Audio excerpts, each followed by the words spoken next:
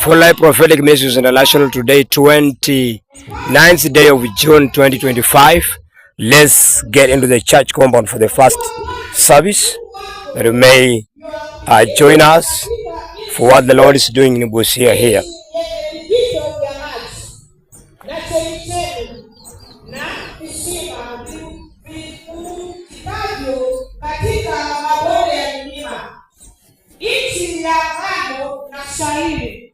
Na mizabibu na mitini na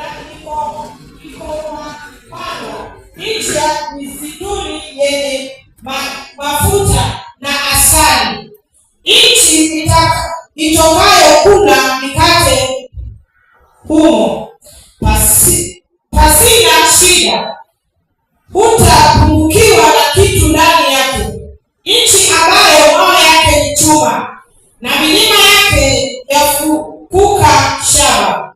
Nawe utakula ushibe, utamshukuru Bwana Mungu wako kwa nchi nzuri aliyokupa.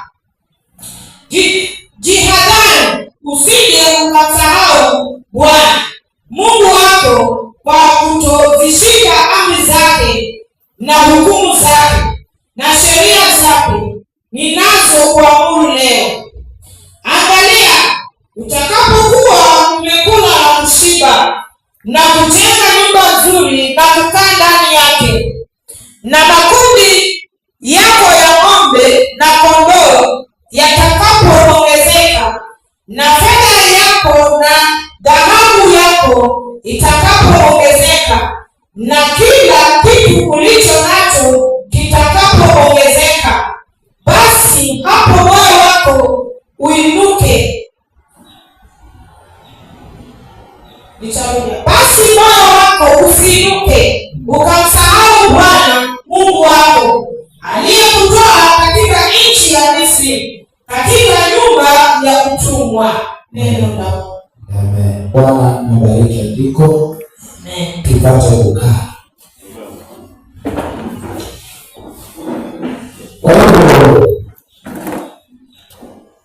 Hili ni kitabu ambacho kimeandikwa na Musa, na Musa huyu anazungumza na wana wa Israeli.